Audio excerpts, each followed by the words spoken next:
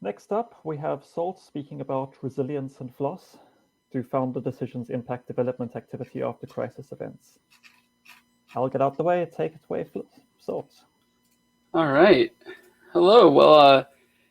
Hello, DebConf. This is actually my first DebConf, despite using Debian on and off, and mostly on since about 1996. So I'm very excited to be here. As was mentioned, I'm going to be speaking about resilience in FLOSS. FLOSS is free Libre open source software. And this question of, do founder decisions impact development activity after crisis events?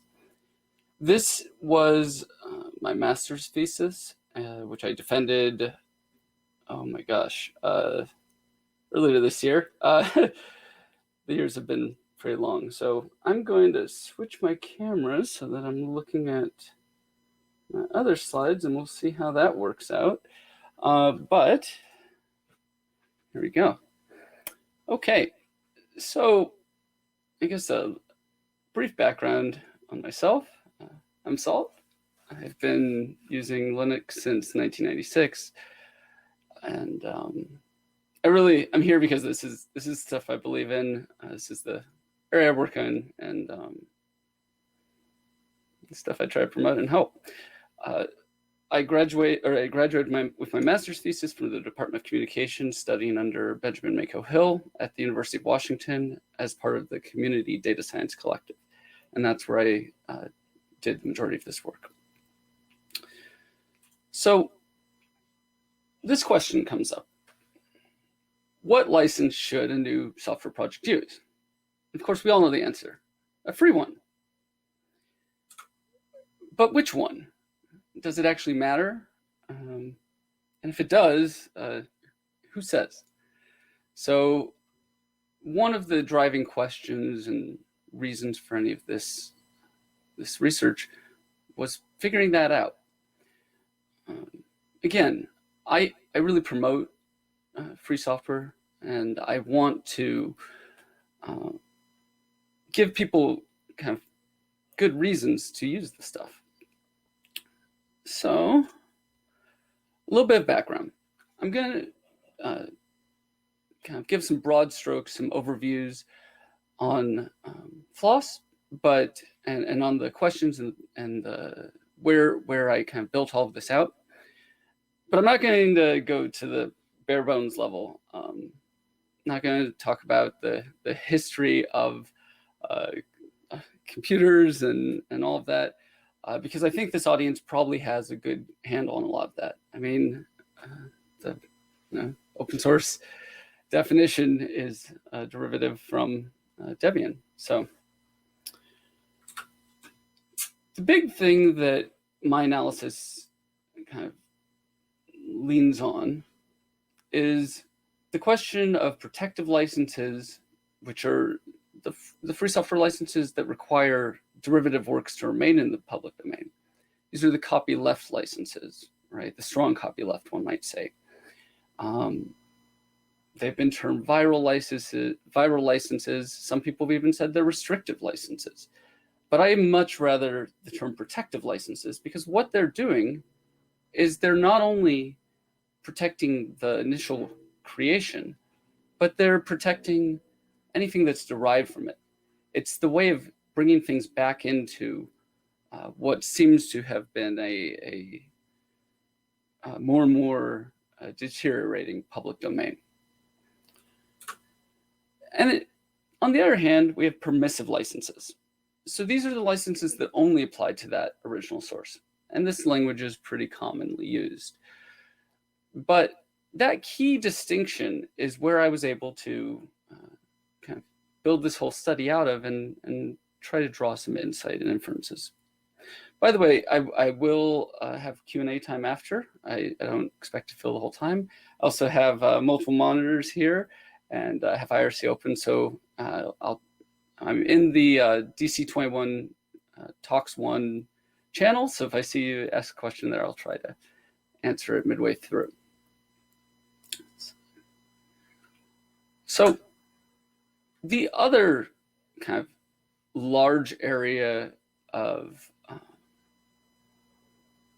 I guess, reasoning and questioning and where I developed all of this came from kind of these three moving parts that we see in different parts of research.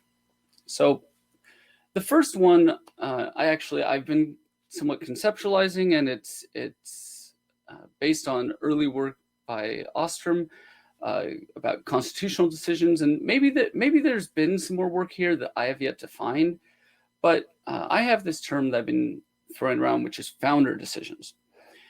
So this kind of comes from the idea that most free software projects are really started by one person, right? We've seen that time and time again. Maybe it's a small group, but it's very rarely that the whole project is coming out of a large group or organization or community. And there are these early decisions they're made when organizations are started, when groups are started, that are constitutional decisions. So these are decisions that once they're made, they're very hard to change. They're very sticky, and they have an impact on everything else. They're usually what you might think of as the decisions that are made allowing you to make other decisions. So in essence, whenever a decision is made, it has some tie back to those constitutional decisions.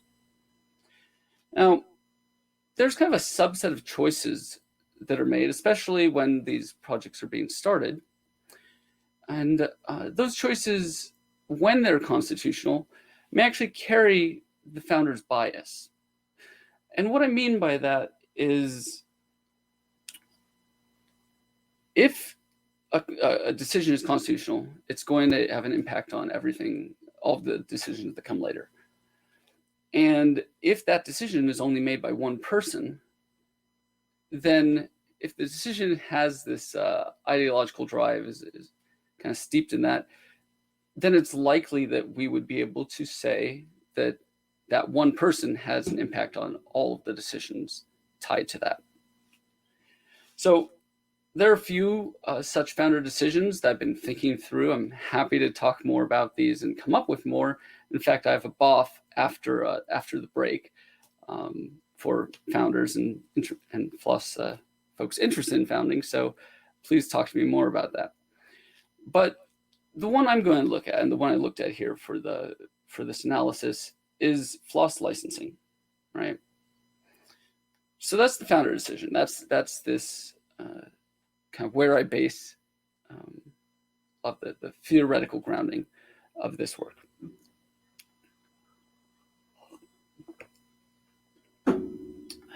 The next kind of key area that I look at is development activity. Now, development activity has been measured many different ways, and it's shown different results, specifically in this area of how do free software licenses impact development. We've looked at how free software licenses might impact community, or impact whether or not people want to start, or impact finances, but development activity has been looked at quite a bit. And really, the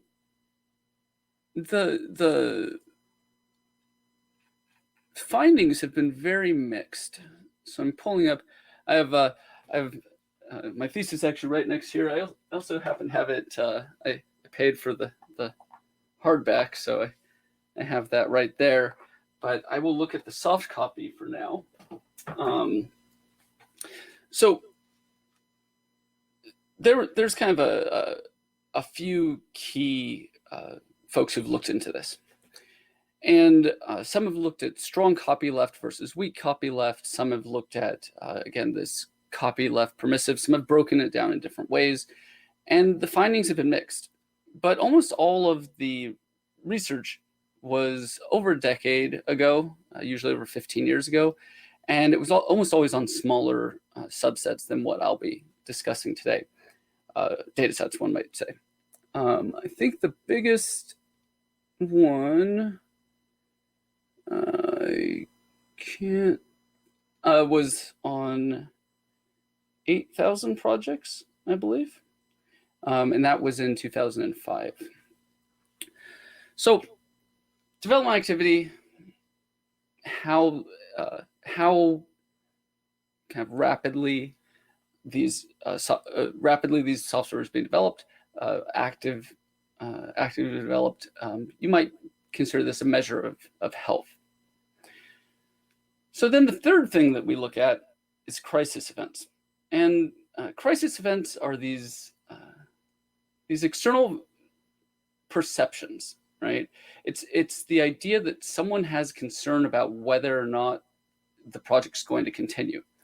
So this might become really important if, say, you have a newcomer deciding which project do I download and use, or which project do I contribute to.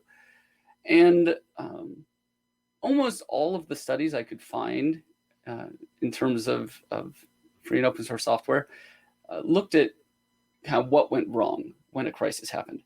But they didn't necessarily look at what that had in terms of impact, especially not on impact of development activity. There was one paper that did look at this, and it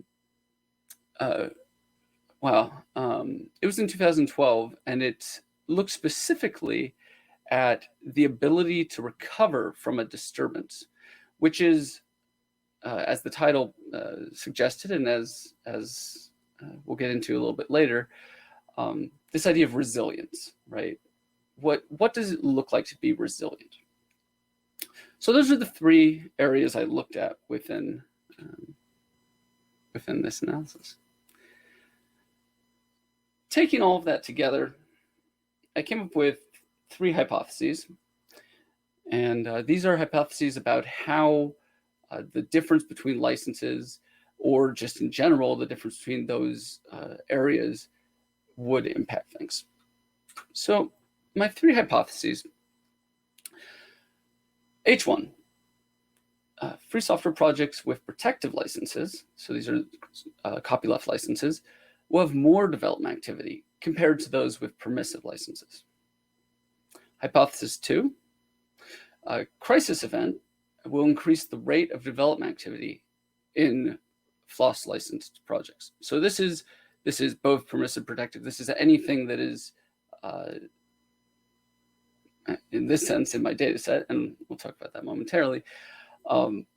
If a crisis happens, the rate of development activity will increase. And then hypothesis 3 is that free software projects with protective licenses will demonstrate increased development resilience after a crisis event compared to those with permissive licenses. So those are the three hypotheses I put out. Let me check there, see quick. I don't see direct questions, so I will keep an eye on that though. But how did I look at this? Like, what was the science behind it? What was my methodology? Now, the first thing I had to do was actually collect data, right? And data is always a kind of one of the areas that you hear about now. What is big data? Where do you work with data? That type of thing. So my big data set, and I suppose part of why I'm here, other than being very excited again to be at the DebConf, as a very strong supporter of this stuff,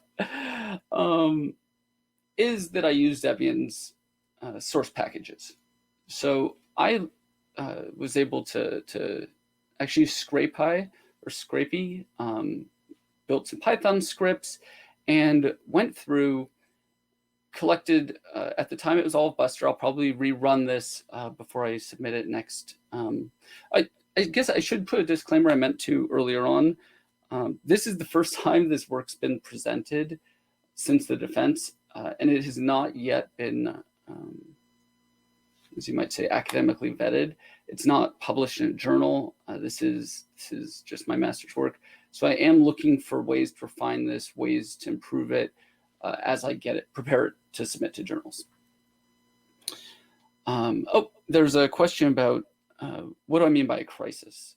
So I guess I didn't quite touch on that, but I will jump to that right here. So again, a crisis is something that's going to shake it's going to draw concern that the project is going to continue. So these might be thought of as like a maintainer transition or a forking event. The ones I look at, and we can see here as one of the areas I scraped. So I scraped all the package data, and this was gained the list. It was also gained links to the different changelog files and license files. And then I also scraped all of the Debian security advisories, because what I'm proposing is that these security notices are a way of publicly indicating something happened. And that might create this shaking of trust that the project will continue. So that's what I'm using as my crisis event, right? So the founder decision is going to be the license, and the crisis event is going to be a DSA. And then we see up here in the corner, I used the IFROSS License Center data. Now, I think my next slide goes into this. I'm really interested. That's strange. I had a slide that talked about this. I'm not sure where it went. Maybe it will show up later. But IFROSS is the, I'm not sure if I want to try to pronounce this, but it's a German institute for free and open source software. And they have a license center where they've collected all of the licenses that are free and open source licenses. Now, I really like their categorization system. They talk about permissive, they talk about limited permissive, they talk about limited protective, they talk about protective or restricted copyleft, strong copyleft, restricted choice licenses. And then they have this post-commercial kind of licenses category. Reasons I use them. One, I like this whole breakdown. I think there's nuance there that is somewhat important, more for future research than for these specific questions.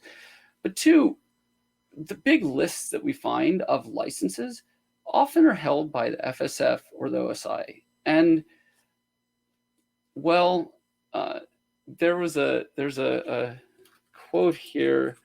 Let me see if I can find it.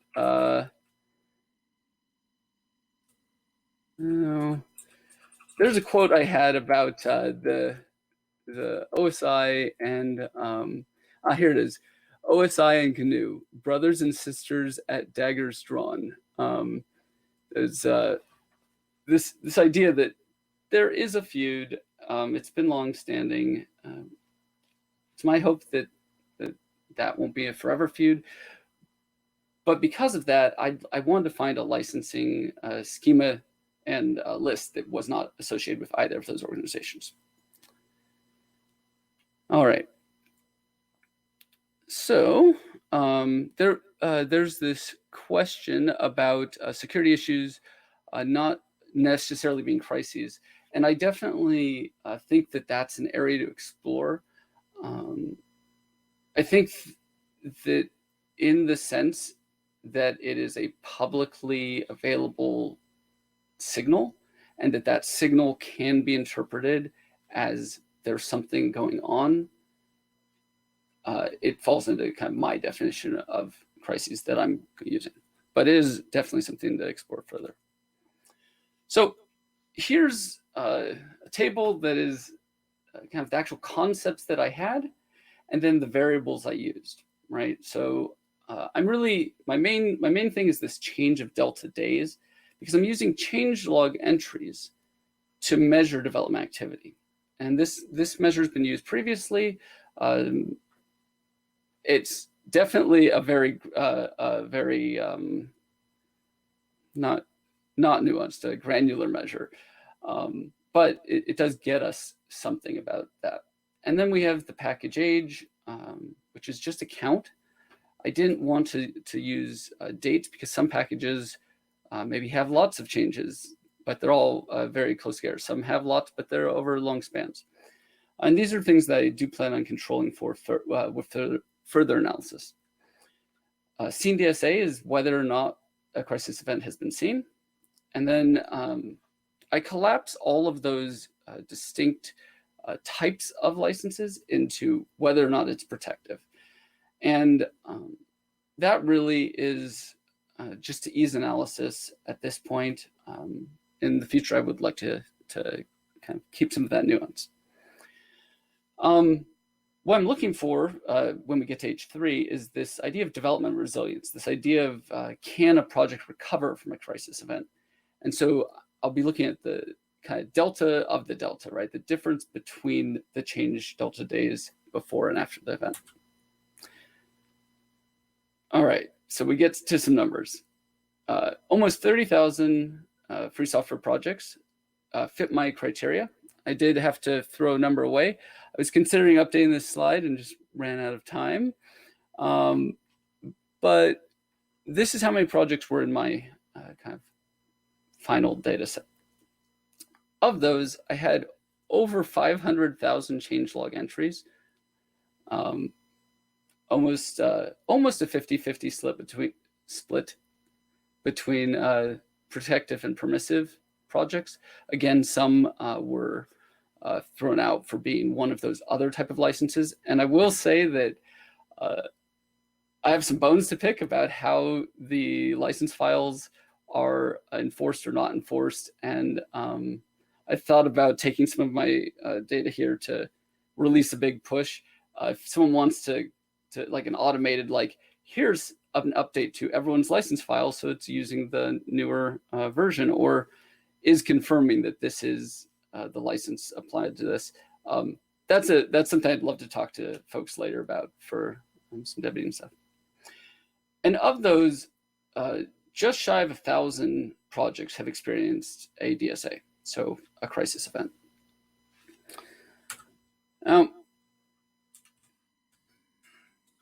Okay, I just have one of those tables was supposed to be licenses. Apparently, I just have the table twice.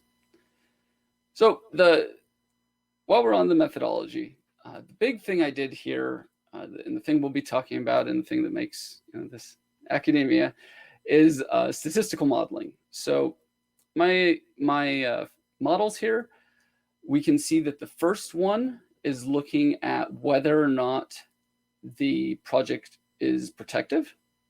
The second one is looking at whether or not the project had experienced a DSA. And the third one looks at both, right, and takes it into account both. Happy to talk about this more outside of the talk. So it's time for those plots. Talk statistics, that means we get some plots. So my first model showed mixed support for hypothesis 1. Prototypical plots, so all of these analyses, I basically crank the numbers out, and then I create plots of what would a prototypical project look like undergoing 50 changes. And in this case, again, we're looking at projects that would differ by the license family. So on the y-axis, we have the days between changelog entries, and we can see that that's growing. And what I mean by that is it's not that like change 1 happened on day 1, change 2 happened on day like 4, that type of thing. This is how many, what the rate of the changelog entries are. And what that means is that over time, it becomes longer and longer between changes.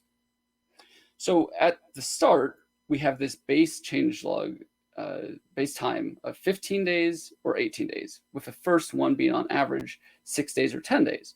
And it's a little hard to see on this, but you can kind of see that protective's a little bit higher than permissive. And it's almost impossible to be able to actually see what that curve might look like here. But really, this last one is what is, I would say, more interesting. So the rate of the increase between the changelog entries for permissive is 2.26 days versus protective, which is 1.81 days. And so what this is saying is that the longer the project goes, the longer or the more time between changelog entries for permissive versus protective. We can see that pretty clearly with the curves as they go on. And so that's a bit mixed, right? Because, oh boy, back to the hypotheses. Should have put them in next to each other, but this is the idea that they'll have more development activity. So when we look at the actual activity, a lot of this suggests that maybe it doesn't have more, but it does if we're looking at change 50. It does if we're looking at change, maybe 40. Of course, these are all averages. These are statistical models, but that's why I say it shows mixed support. And checking my time. So model 2 does support hypothesis 2. Again, I modeled prototypical projects. And again, I looked at the rate.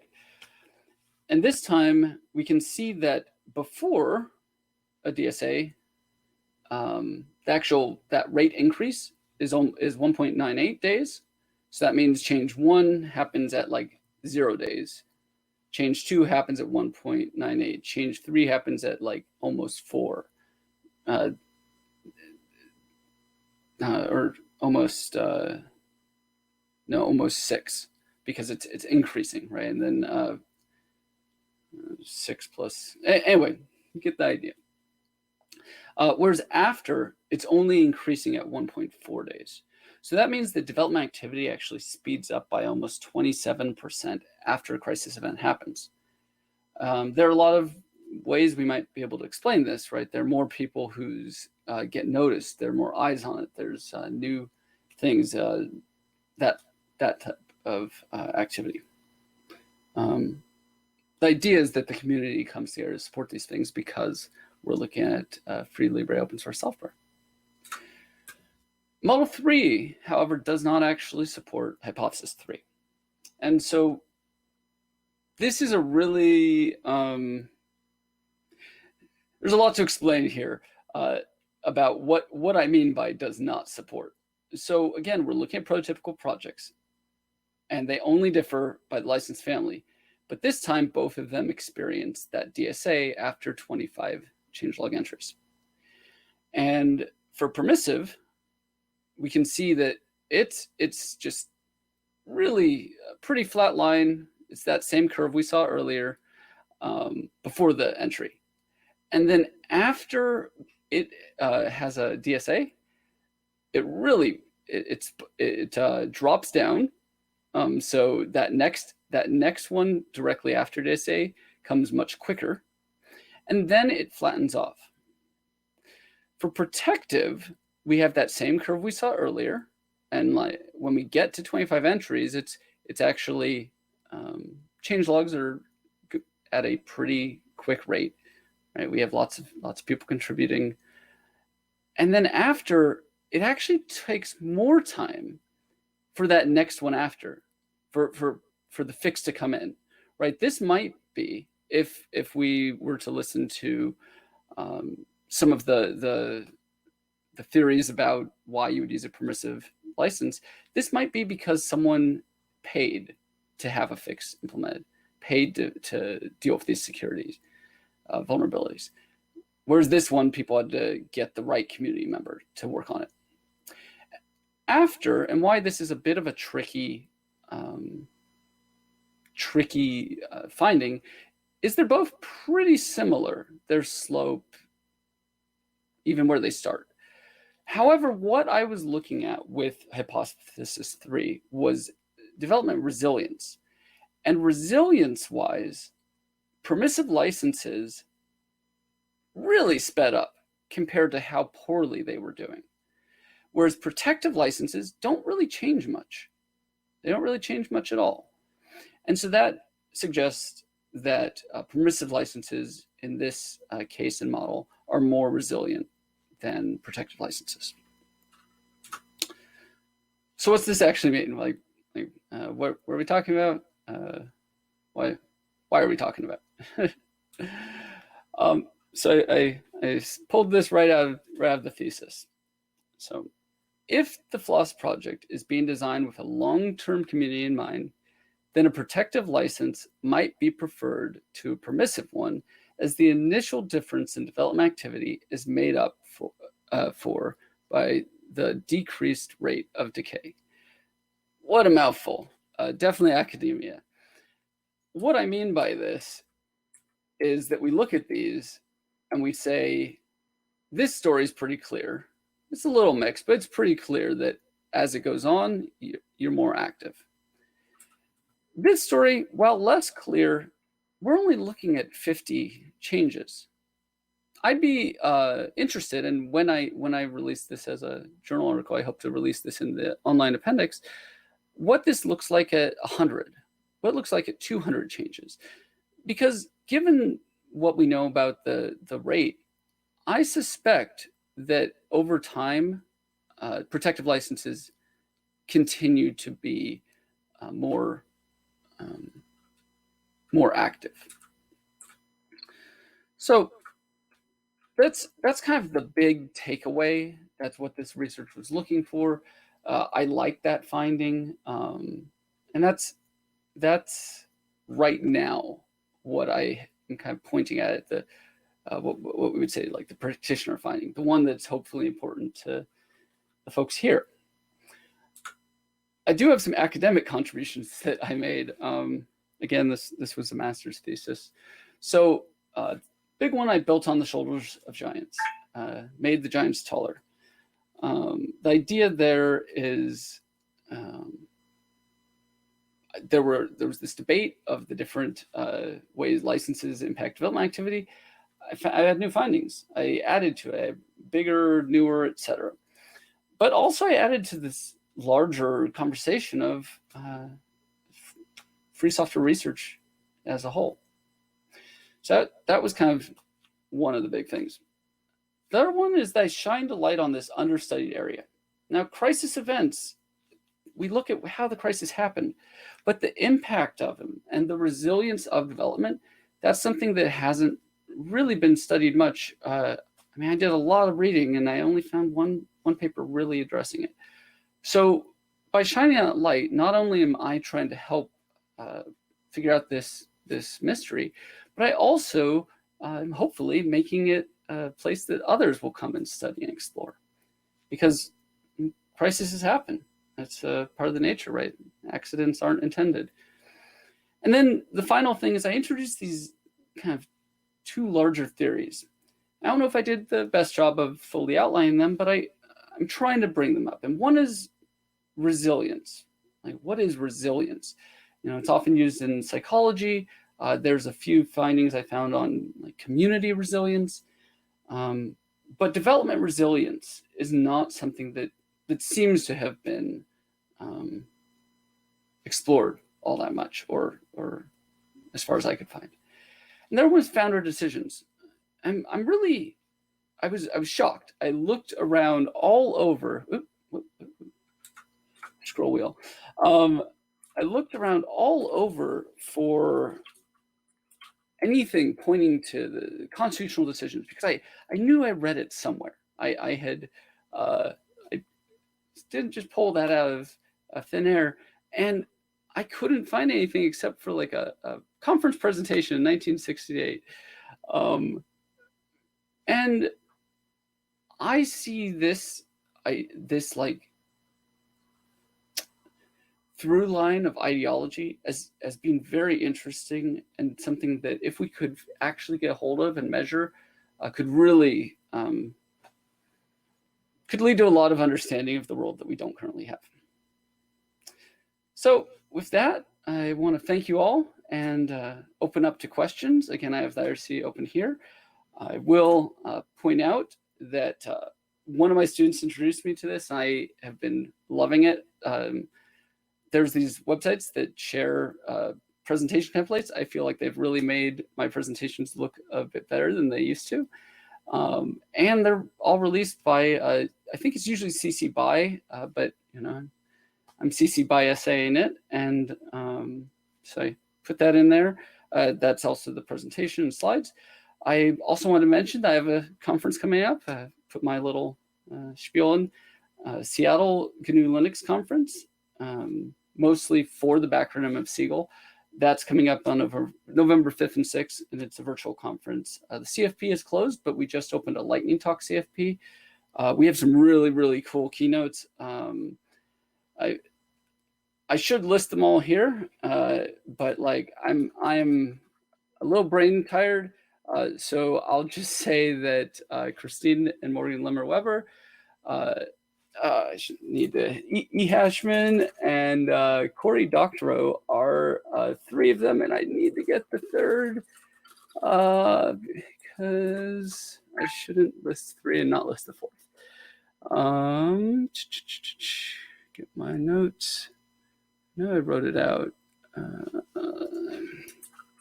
Just had a meeting last night, so it should be in my notes for that. And Maureen Norden. So that's coming up. Hope to see some of you there. Happy to get some help. With that, again, thank you very much. You can find me at my website, which is altsalt.net. It's always trying to be updated a little, and I do have some big changes, but a lot that's been in the pipeline keeping me from that. But with that, thank you very much. I'm going to switch my camera over here and keep an eye on IRC. So let's see here. Okay. We also have some questions in Etherpad if you've got that open. I heard a question. Sorry, one more time. There are questions in Etherpad if you've got that. that. Etherpad, I can find that. All of the tabs. I was wondering how the Etherpads were going to be used. I looked at them and they were just blank. Okay, would you recommend releasing protective or permissive? So I'm very much a proponent of protective licenses. I really think that this idea that we can I don't know, take back intellectual property, we can, or keep it, is one of the few reasons to have these intellectual property laws. So as far as what license, there's a lot, that's a lot more depth and nuance than I want to go into here. But I will say I've switched most of my software now to GPL 3, just GPL 3. So yeah, let's see. Next up is, what do you think about using more restrictive licenses early on to protect the users or corporations while it's unstable? So this is really, I'm pretty much interested in almost the opposite of this. I think that there's a lot that can be said about keeping things very unrestricted earlier on, making it communal, making it faster moving, bringing more eyes in, bringing more developers in, lowering the barrier to entry. I think that like all of that's very important. By adding this code to the public domain, we can learn from those mistakes and then build on them. Whereas later on, when something has matured and is at risk of being harmed, people adding security things, I think there can be some argument for adding some protections. I don't think those protections should be at the license level, because the license level is, to me, almost unethical restrictions of what would otherwise be a public good. I didn't go too deep into the public goods. I have another talk I give. I gave at the Linux App Summit, and we'll hopefully give more times in the future about kind of the economics of this stuff. But happy to talk about that more later. Let's see, does the community, like a programming language community that's being more academically focused, perhaps preferring more permissive licenses, guiding projects to those licenses, have an impact on the resilience of a project? Absolutely. And in fact, the grounding theory on a lot of this is that the license choice is communicating to developers who then become a part of the community that is making that project resilient or not. And I think that the reason I'm theorizing that protective licenses are more resilient is because the people who use them, it's my like idea, belief.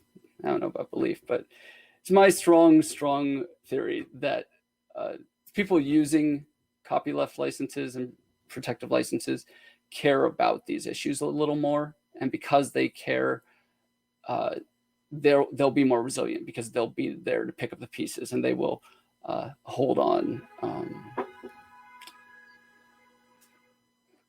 to the project longer. Okay, there's a link there. I do need to get a link on my website. That's been a ongoing thing. As far as coming up with the thesis, this has been 4 years, give or take. I mean, I've been involved in free software communities for 25 years. This has been a long time coming, but working with the lab, with the Community Data Science Collective, and having tons of conversations with peers there, as well as gain a bunch of mentoring and advice from Mako, it really is where a lot of this formed. So the next one is, do I have any theories about why protective licenses keep their rate of contributions longer? So again, I guess this I touched on it a little bit, but so I often say, like, my area of study, I'm the computer science arm of communication research, and what I'm theorizing here is that the license is communicating to developers looking to contribute to things that they should join a community that they care about more or less, and so that's why ones that are protective might keep their rate longer, because they care. All right, next one. Do I consider the upstream activity rather than Debian's? This is a great question. I wanted to expand way more upon this. I look at Debian maintainers rather than the package changes themselves and like the code changes, because I think it gets rid of a lot of the peaks and dips we might see. For instance, during the summer, everyone works on free software and then they go off. I have this kind of concept that a maintainer maintains at a certain rate, and so the changes that maintainers it basically controls for a lot of those spikes. The other big reason that I looked at Debian is that I knew everything was going to be free software. That really helped with collecting this. So to directly answer, no, I don't look at the upstream activity with this, but that could be a future thing. Okay, could result 3, this is the hypothesis 3, where I look at both the license difference and the DSA, or the crisis, be because of some proportion of permissive licenses getting killed by the DSA, that they're the ones that were slow already, and then they drop out of the data. That's a really interesting thought. I will have to look into it more. I'm not immediately coming up with a direct answer to that, but I thank you for that question and thought. Okay, next one is, I guess I should put the people's names in there. So first one was Phil, and the next one here is from Joey. It's does this research establish causation, or is it only correlation? So this is definitely correlation, because causation is really hard. I'm looking for ways to do that, but without a controlled experiment, I don't think I can directly say that this is causation, but I could be answering that not as correctly as perhaps I should. Anyway, maybe I'll let some other voices in on that one. Is there a research group on FLOSS at the UW? Yeah, there is. It's the Community Data Science Collective, communitydata.science. It's not just on FLOSS, but it's often, a lot of us care about this stuff deeply, and those are the communities that we look at. So we do a lot of studies on like Wikipedia, Scratch, Linux, this type of stuff. How do you get, the next question is, I would like to get into this kind of research. What other research groups similar to yours around the world do you know? So there's a number. I think that I'll try to get these in here outside of the time, because I know we're at the moment, but we're almost done with the questions that I'm seeing. But there's a number of them. So the Community Data Science Collective is actually co-located primarily at the University of Washington and Northwestern, but we also have folks the Carleton campus and at now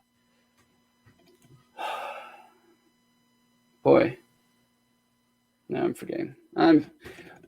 We'll get more answers to here. There are groups around the world. And in fact, IFROS, that Institute for Free and Open Source Software, I feel like would also be a way to look at this.